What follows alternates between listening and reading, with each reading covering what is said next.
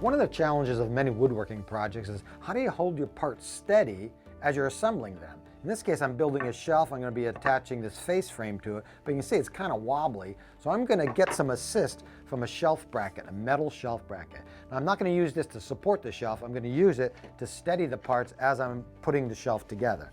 So I'm just going to get one spring clamp and clamp the bracket, the metal bracket, to the workbench, and another clamp to hold the upper part of the bracket to the shelf. And you can see how rock steady that is. It's not going to shift out of position or flop over as I'm assembling it.